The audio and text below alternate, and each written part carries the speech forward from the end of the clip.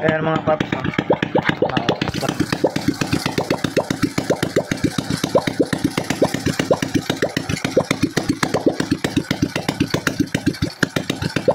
Ayan mga paps, may tuturo ko sa inyo kung paano gawin pag nag-leak na ang drain plug nyo. So DIY to, kailangan nyo malaman.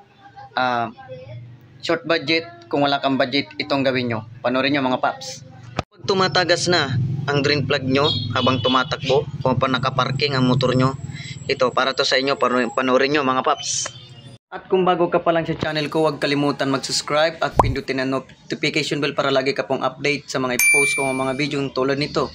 Ayan mga paps, ito na, panoorin nyo na mga paps, ang tutorial na kailangan nyo. Ito yung kanya, yung mapansin nyo, pud-pud na. Oh, para ng payong, para ng mushroom. Ito yung pinalit ko sana, so Honda din yan. Okay pa naman to. Ito yung hinantapan ko dati na Honda RS. Hindi rin. Halos 3 din. Ngayon papalit tayo ng oversize. Ayan. Pero puputulan natin to kasing sukat niyan.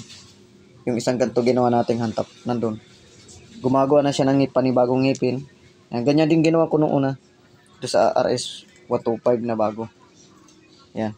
Ayan mga paps yung hantap natin. Malabo na yung camera ko ng... Ayan o.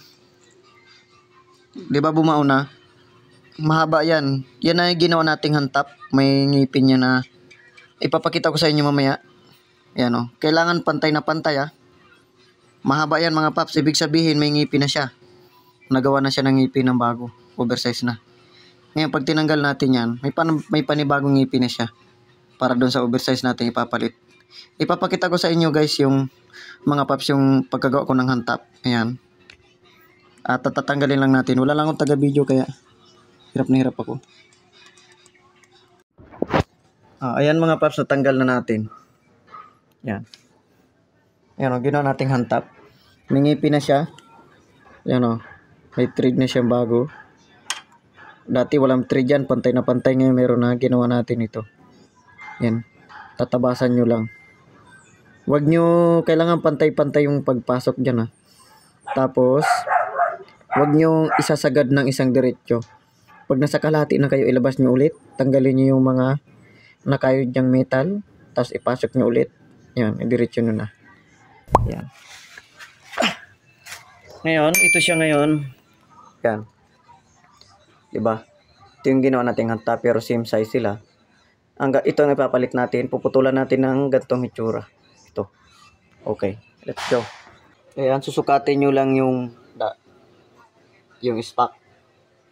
So hanggang dito siya. Bawas tayo ng 5 ngipin. 1, 2, 3, 4, 5.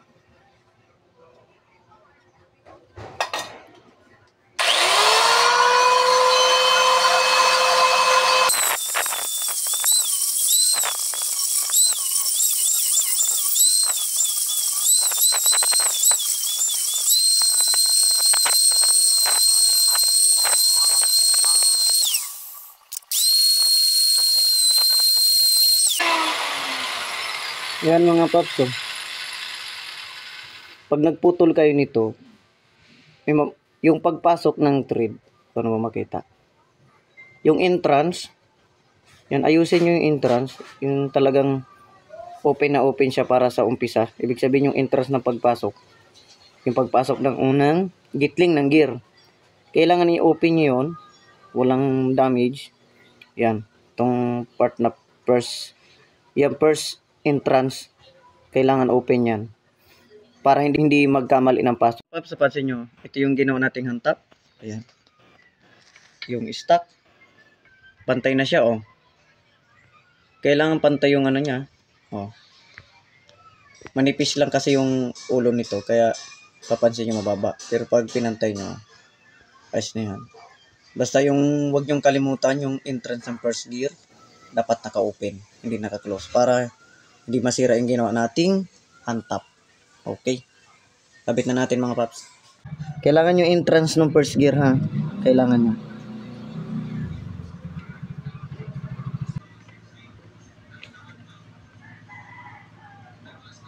Yan, no, di ba? Lambot lang. Kailangan malambot pagpasok ka, malambot. Oh, 'di ba? Yung ginawa nating hand top, same size lang sila, talagang swak na swak yan. Kailangan malambot yung pagpasok. Kayang kamayin.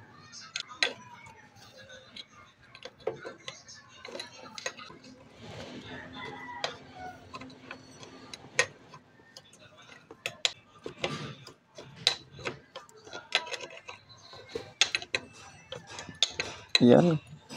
Kapit na kapit. Ayan na nga mga paps, nakabit na natin. Oh. 'Di ba? Silipin nyo sa gilid.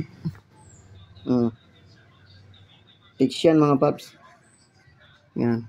Yan ang ating DIY kung paano magpalit ng loose thread na drain plug. Thread, ayan o. Bili kayo ng, ang gagawin nyo, kasi mahal kasi ang hand top, sa totoo lang. Pag bumili kayo ng hand top, mahal. Kaya ang gagawin nyo, sukat kayo nito, caliper.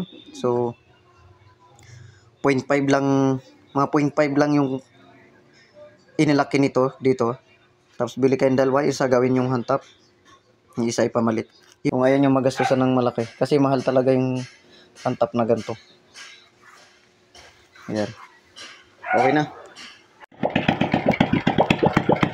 Ayan mga paps.